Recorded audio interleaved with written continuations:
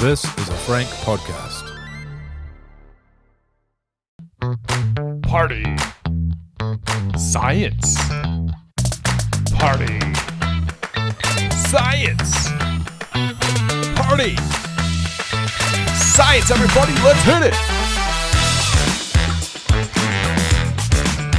Oh, yeah. Welcome to the Party Science Podcast. I'm Dr. Joel Rindelab alongside the amazing Courtney Dawson. That's me, and I'm not a scientist. I'm a comedian. I just want to make that real clear. Up Real top. clear. So I'm going to say some real problematic stuff, probably. So that's good. Good to brief them. They never would have figured it out either way. Yeah. Oh, believe me, I know what hydrogens are. I don't.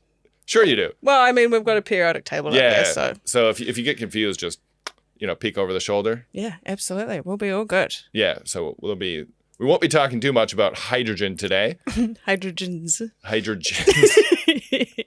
Okay, well, that's your choice. What are we going to be talking about? Well, actually, this podcast is where we get to talk about party science. So the science of partying. So This is perfect because you're science and I'm party. And you're but you're party. also party as well. well, yet to be determined. Okay. We'll have to break that down. But we'll be talking about, in this series, the science, the peer-reviewed literature, people who actually devote their careers to studying sex, drugs, and rock and roll. Incredible. I think that's what we should spend all science researching. Yeah, Well, I yeah. mean, not all of it. It is crazy, because you know when you have like a dumb idea, if you Google it, Yes, someone every studied day. it probably. Yeah. Yeah. And they failed. Are you giving a spoiler alert right now? Well, that's just what science is. It's just a collection of failure. Okay. Every step of the way, you fail. So if you fail, you succeed. Well, the idea is you learn from the failure. And then over it. It's And like then bombing at stand up. Yeah, it's just like bombing at stand-up or traveling Jetstar. Okay, very good. Okay, well, I'm excited. I love science and I love to party. Great. Well, guess what? You're in luck because today's topic is very much about partying. When you think partying, what do you think? I think music. I think substances. I think people.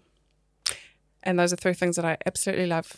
Well, we have two of them in this study, specifically a scientific rave. People were raving for science. Okay, I'm really excited to hear about what it is. Break it down. Break it down for me. Break it down. So, in this study that was published in 2022, so somewhat recently, what they did at McMaster University in Hamilton, Ontario, is they actually put together a rave and they wanted to measure how people dance. Are people inclined to like bass music?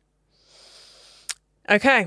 Well, in my opinion, without knowing any of the scientific background, I would say yes. Yes. That is my initial reaction because I have actually partied in my life. Yes. Okay. This to is bass good. This is music. useful experience. Yeah, exactly.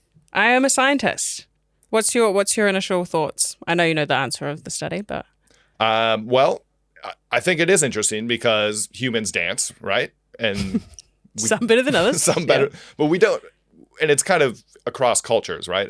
There's dance in every type of society. But why do we dance? That's a great question. Do any animals dance?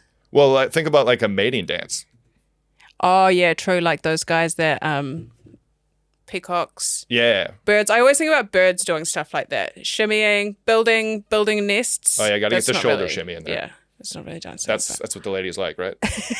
yeah. Is that your number one move in the club? I was just talking from like a peacock perspective. Oh, okay. Yeah. Okay, Joel. Don't lie. I have seen you in the club before. I think I saw a shimmy shake. Shimmy shake. So did it work? You tell me, man. Where's the data on this? Yeah. That's our next scientific study, actually. Oh, yeah, right. Okay, we'll stick to this scientific study. So Okay. basically, what they wanted to find out is, are humans predisposed to liking bass music? Right. Okay. Well, what did they find? So you think? I'm so you immediately think like, yes. what's the results? Let's go. Tell me. I need the knowledge immediately. Well, like science, not any single study is going to be able to tell you everything. Yes. But this study gives us an insight into humans and their inclination to rave. And I mean rave, because this study was a bit funky. Okay. So can I guess what happened? Yes, let's cue the methodology. Methodology. Method. Oh my God. Yeah, we're gonna have to do something about the vocals on that one. Can you sing, by the way? No. No. Seriously? Look, well, I'm Māori, so I can make my voice sound kind of nice, but I don't know how to really, do proper singing. Okay, well, we could use you. Okay. Well, yeah, okay. All right, we'll get on that shortly, but let's talk about the methods of this study and how they actually came to the conclusion that, yes, humans may be disposed to liking bass. Okay. Dropping that bass. How did they do it? So what they did is they actually have what's called the Live Lab. It's the large interactive virtual environment lab on the campus of McMaster University in Canada, where it's literally just a music venue. And they only use it for scientific things, studies. Yeah. Oh, no. Research. They only use this music venue For research. for research. Yeah. That's sick. Have they done like multiple different studies here at this place? There's been a lot of studies at this Live Lab music venue, but this is the one that we're going to talk about, is this rave where they basically just had everyone come in to see the music duo Orphix. Are you familiar with them? I'm not familiar. Do you listen to a lot of techno? I don't listen to a lot of techno. Nah, I'm more of I listen to heaps of different kind of music, but not a huge amount of dance music. Like I'll hear something and be like, "This is sick," and then I'll download it, Shazam it, listen to it 5 times, and then I'll never think about it Right. again. I mean, I'm not like a connoisseur of techno. Right. You'll definitely pay for it and then listen to it. Yes. First. Yeah, absolutely. And I just love live music anywhere. Yeah. So I'll still go to a concert if it's techno and I've got no idea who it is. I'll just still go and have a little party. Are you into techno? When I first moved to New Zealand, I lived with some like techno DJs. Yeah. So That sounds annoying. so I got exposed to the techno. Yeah. Okay. Would you say that you know a lot about it? Techno? No. Yeah. No, I'm just a passenger. So when you were like sitting in your flat at 2 a.m. while these motherfuckers are DJing in the lounge, were you thinking, man, someone should really do a scientific study to see if bass music makes you murder someone? Because that's what I would feel like. Yeah, well, I didn't have the scientific acumen to think about. You didn't that. have a whole music venue in order to test your study. Right. I know. Yeah. Yeah. It's got to be a research music venue. Yes, yeah, Okay. exactly. Okay. Also, McMasters is a fun word to say. McMasters. Go say it again. McMasters. McMasters. McMasters. Oh, jeez. McMasters up there. Oh, yeah, because it's in... I'm not even going to try it. My accent will get better the longer we do this podcast, though. Your accent. Yeah. Me imitating your accent. Oh, yeah. Okay. Yeah. It's a pretty good accent. It's a pretty good accent. Okay, sorry. I won't just be a parrot this whole time. Okay, so Okay. they wanted to study, do humans like bass music? Yeah. Do humans like bass music? Okay. They spent millions of dollars building a venue, and then what happened? So what they did is then they brought in Orphix to play, Yeah. and let's hear them right now. Yeah, so.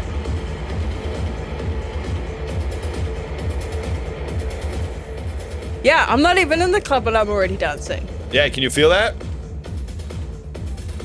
Okay, cool. So All these right. guys, who are these guys? Are they Canadian? They're Canadian. So they're an electronic music duo, as you can tell, kind of techno, maybe a little bit of industrial kind of stylings. And what I noticed there is you were getting a little bit of a head bob on. Yeah, absolutely. And that's the bass, eh? That one? You know what I mean? Yeah. Sorry. Yes, I was. So what they did is they took motion trackers and tied them to people's heads. That's the way I like to party. Yeah. So they could actually see how much head movement people were doing during this concert. Right. And here's the kicker. So what they did is they played this low frequency bass sound. Yes. But it was so low on the spectrum you couldn't even hear it. Like it's inaudible. Okay. So they played it under their normal set. Yes. Okay. And then turned it off, I assume. Yeah. So if we can check out this figure here from the paper where they actually played it every 2.5 minutes. So they didn't even play it like along with the music or as the bass drops or something like that. They just every 2.5 minutes inaudible bass. Inaudible bass line. Bass, yeah. Where they actually tested people to make sure that they couldn't hear it. Okay. Yeah. Okay, so they could. Can you just not hear it? Can no human hear it? That was the goal. Okay, buzzy.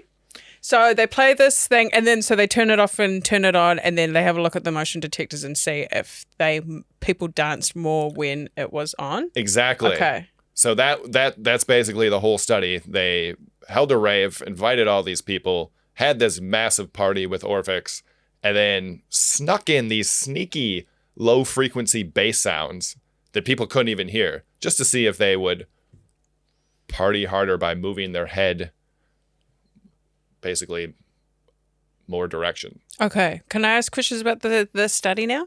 Yeah. Okay. How many people? Wow, look at you. You're talking like a true scientist here. I need to know what our N is. N equals 42. So that's our 40. N equals 42. So that's 42 people participated in this study. Okay. Are they cramped in there? You know, like how big is this venue? Oh, is there room to party? Is what you're saying? Yeah, is there room to party, but also room enough to feel anonymous in this? And they know they're in a study, right? They do, yes. So there are, like, whenever you're doing human studies, there's very strong ethical considerations. Yeah, you can't surprise people with this shit. They need to know. So it's like, hello, welcome to this club. Please put on this little motion detector. There's nothing going on here. Okay, so they know, but do they know what the study is? Because you can trick people like that. I'd be like, oh, we're studying this, but you're actually studying something that's not exactly that. But no, so they didn't tell them like every 2.5 minutes we're going to play this thing that you can't hear to see if you can party more. Okay. So they don't get super specific, but they do tell you that it's a scientific study. It's going to be a rave. There's going to be loud music. There's going to be lights. Like, do you consent to this? Right. Okay. Cool. And so with these ethical applications, like you can pull out of the study at any time, even if you're done and you didn't want to be part of it. You can say, "Don't use my data. Throw it in the bin." So the idea is you have full control over your participation in the study. Okay. That is good to know, just in case I need to do a scientific study anytime soon. Very important. Do they get paid? For this particular study, I do not believe they did. Okay, they got a free show from Orphix. Yeah, that is pretty sick. But usually there would be some sort of compensation. Okay, so they're in the club, but it's not really a club. I'm assuming there's no alcohol here or any sort of... No, that is a good question, though. Yeah. And something maybe I would have liked to see done, because there could be some confounding variables. If there was alcohol? If there was, they didn't drug test people coming out of their thing. Yeah. Because I don't know how many raves you've been to. I haven't seen many sober people at any of them, that's for No. sure. Unless they used to have this like Christian rave on for like young people in the city. But honestly, probably even then, I doubt that everyone was sober. I have been the sober guy at a rave before. What was it like? It was in a weird old church in Chicago. Oh yeah. This Yeah. one was at a church as well. Yeah, what's up with churches? I guess they're like holding the raves? perfect venue in a lot of ways because they're quite cavernous and like spooky. I don't know. Or was the one that you went, what kind of church was it? Because if it's like a Catholic church, then it's going to be like, hard out. But if it's just a Presbyterian one, it could just be fucking anything. Could just be in someone's basement, really. Well, it was multi-leveled. So like you had the big churchy area. Had a different vibe to it. Then the basement, like, the rec room was a completely other different vibe. Yeah. And so was everyone sober at this? No one was. No. I was, though, because I was driving there from Lafayette, Indiana, so it was like a 2-hour drive. Okay. So I'm like, I'm going to make sure I can drive home. Yes. Yeah. That's very responsible. But if you get randomly invited to a rave, you kind of just go. Yeah. That's good that you didn't drink, man. The police don't play over there in America. I don't know if you're aware, but I'm glad you didn't take the risk. Okay, cool. So everybody is sober apparently. Well, yeah, they didn't check rave. it. They didn't check it. So that there could be some confounding variables there. Are you saying confounding because you're like, I'm confounded, or is that a scientific term? As a scientific term. Okay, cool. So other variables that could have influenced the study, like if you were on a drug, for instance. Okay. You said alcohol, that's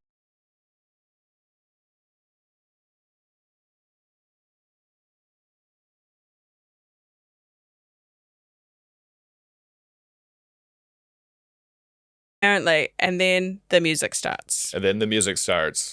And people start moving their heads. And then the scientists are like, And then the scientists, the data. Yeah, okay. And then they play that super low, very low frequency. Mm. And they see if people bob their heads even more. And they found out that when they were playing this super secret frequency, people would groove, if that's what you want to call it. It's not a term I would use, but funnily enough, there's actually scientific studies looking into groove. No, there's not. Yeah, there is. Did they mention groove in this study? Yeah, they do. Get fucked. I hate the word groove. I hate the word groove. I hate the word groove. When do you say groove? Do you say groovy? Yeah. Oh, I don't like that. I don't like that word. I feel like it's always been said to me by like an older white woman in their 50s. That's the only time. And not that I have anything against those women, but it's not a word that I would ever use in my vocabulary. And I actually reject it being used scientifically. Well, they don't say groovy. Okay. It's groove. And there's a scientific study about groove specifically. Yeah. So groove is defined, I guess, in the scientific terms as the motivation to dance. Okay. Yeah. So they've made it up, basically. they've been like, we need a word that describes the motivation to move. So let's just pick up this old fucked up word from the 60s and we'll just, repurpose it. Or am I wrong? Is it like a old ass word? Groove? Groove. What does groove mean to you? Groove means like, oh God, this is why to me it's like, I don't know. It's the image that comes to mind is a very specific kind of dance move. It's like this. This is grooving. Yeah. So I see a little shoulder work there and a few couple of clicks. Yeah. Clicks are very important. Snaps. Yes. Snaps and clicks. Okay. So that's a groove. Okay. And well, scientifically, I mean, that's dancing, right? Okay. So in this study, it is groove is the motivation to dance. Yeah, it's what makes you groove. Okay. And according to the study, bass makes people groove. Okay. So bass. That was the end conclusion of the scientific study. Indeed, the secret bass. We could be listening to the secret bass right now. But we're not grooving. No, exactly. Maybe do you have to have the music as well? That's another good question. Exactly. If you just play bass without the music. Yeah, does it still make people a groove? Wow. I'll never say that. Just, I don't know. I can't even justify why I don't like that word, so I need to stop hating on it. I think you just hate old ladies in their 50s. I'll have you know, my own mother is a white lady in her 50s. And I love her. She doesn't say groovy, though. That's probably why I like her. Okay. Okay, so that was the conclusion. Yes, so 11.8% more movement when the secret sound is played. Mm-hmm. And so the authors are basically saying that it has to do with the vestibular system in your ear. So there's a lot of, basically your ear picks up vibrations. That's how you hear things. Mm-hmm. But what the authors are proposing is that even though you couldn't audibly hear it, there was still movement in there happening that, subconsciously make people want to dance more. Okay, and they're saying that the vibration is what is making your ear vibrate in a particular way that it doesn't usually for other higher pitched sounds? Yeah, so they didn't quite get into the nitty-gritty details, but so like things like, balance and stuff kind of come from the inner ear. Yes. So it's that kind of system they think is somehow stimulated, but not to the point where you can hear it, or what we would call listening. Okay. Yeah, I know all about ears. I spend a lot of time watching those videos where they suck the ear wax out of people's ears. Wait. Yeah, bro. Wait. Bay audiology. They do what? Have you ever had your ears cleaned out? No. Oh man. Okay. Well, I've got very waxy ears, Okay, so yes. and I also like yuck stuff. So on the computer, also known as your phone, on Instagram, there's videos of people where they get these like little instruments and it has a camera on and they, clear out the ears. Sometimes people have an ear infection. Sometimes people have like these crazy big holes in their like ear cavities because the bone gets infected. And so they have to have surgery to cut it out. But that means it overproduces earwax and other skin cells. And then so they have this like these big chunky bits come out. Well, I mean, on the computer, it looks like this big, but it's actually probably only like this big. You know what I mean? Anyway, so one day I did a manu and it dislodged a bit of earwax out of my ear and it blocked my ear. And it was the most annoying fucking thing I've ever had because it like jacks up your balance, obviously. And also I felt like I was underwater and people were trying to talk to me and I just couldn't hear them. Anyway, I go to one of these places. I wanted to get my ears cleaned out and I was really disappointed that there was no camera, so I couldn't watch it. Did you get to keep the wax? No, it's pretty gross. It's pretty gross once you see it outside of your body. How much wax did they get?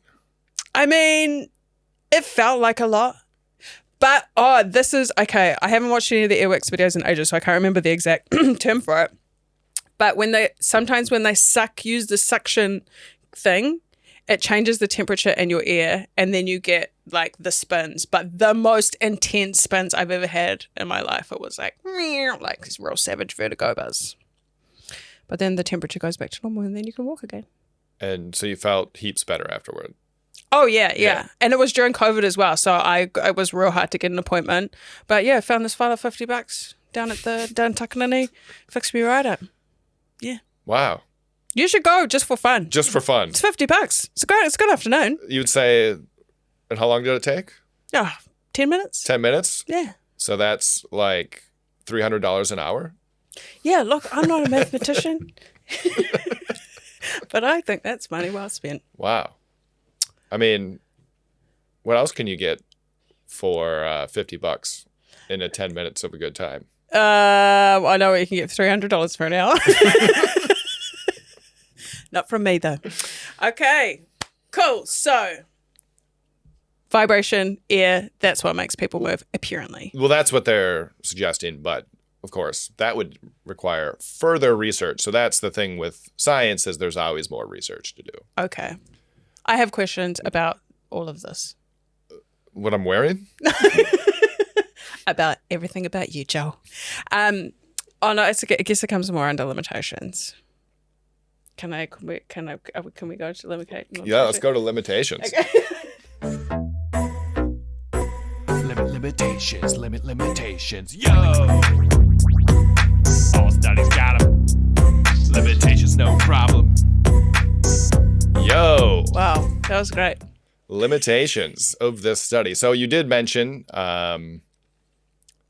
we did talk about confounding variables. Were people on any sort of hallucinogen or other type of drug that may have impacted their movement? We talked about if they just played the bass without the music, would people still be more inclined to move? Yes. What other limitations do you see in this study? How many times did they do the study? How many rounds of people? Wow, look at how many replicates. Yes. Wow. You sure you're not a scientist? I only in my spare time without a degree. Right after the Ear Rocks video, yeah. So the number of participants was 42. Yes. But they only did it once. It was only one show. Oh, come on. Yeah. Come on, that's not good enough. Because who are these people? Some of these motherfuckers might, be like professional dancers, or some of them might be like super shy, and so they don't want to move at all. I don't know. I just feel like that's not enough times to run the study. It was a 55-minute set. Whoa. Okay. Well, that's good. But they should have done 3 sets. They should have done 3 sets. I mean, recruiting for that study, I feel like 42. I mean, it's a little bit on the low end, but I mean, the venue holds, I think, 108, so that's pretty good. Yeah, and I guess that is enough space to get your groove on, as they say. To get your groove on. Okay. Yeah, I want to know if the other music wasn't there, what would happen? So other forms of music other than, techno. Yeah. Yeah, would this work with polka? Yeah, or like hip hop. Like hip hop often has like quite a solid bass line in it. Yes. Yeah. And another thing they measured, they just did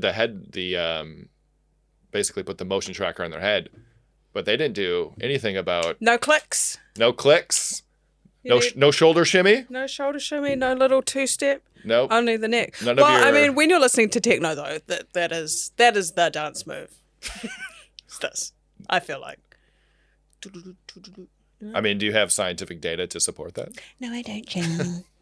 But based on my experience, after I just say that I don't listen to techno, my vast experience, I think that's the main dance move. Yeah. Okay. So limitation on the like body parts as well that are moving. If you were going to do this, what would you change? What would I change? Well, again, more people is good. They kind of used a wide range of frequencies that the people couldn't hear. I'm not sure if there are other frequencies that they might be able to use. Like that one that only dogs can hear. Yeah, basically. Well, I mean that's the only frequencies I know. I mean that was kind of like the idea of the study was stuff that humans can't hear. Yeah, because I suppose if you can't hear it, also you can't like be discerning about the. That it doesn't matter. It's like, if you had a group of 42 people and played them, you couldn't be like, okay, let's play them like a Schoolboy Q song and then Britney Spears song, and then because that just depends on people's tastes of what they like. Mm-hmm. But if you play something that they can't even hear and see if they dance to that, then that does make more sense. It is a difficult study to do because there are a lot of variables. Like you're basically recruiting people that are into this band that are there to groove. Yes, yeah. So when people decide to do these studies, is it just some guy who's like, I think we should really use that venue for something? Like how do they pick what they want to study? Yeah, really good question. So this is kind of what people do for a living. Science, yeah. What is the living like, Joel? Is it good?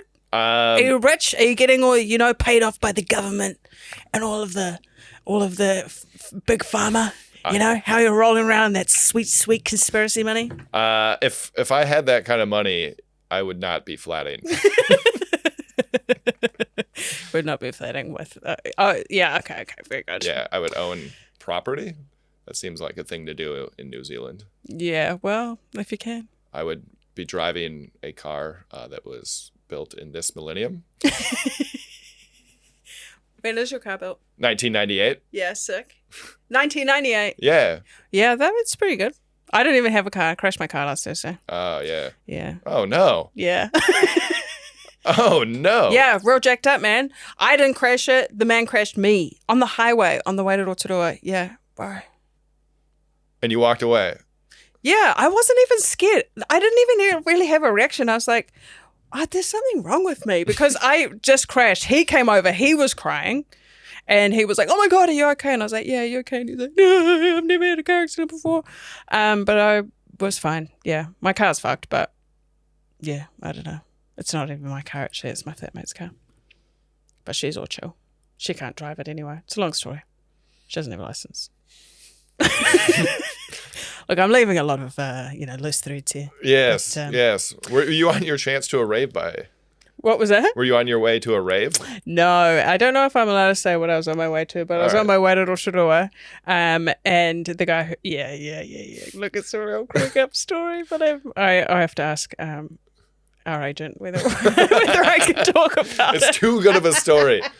Too good of a story for this podcast. Yeah. So stay tuned, everyone. Maybe one day we'll get the lowdown on this. Yes, absolutely.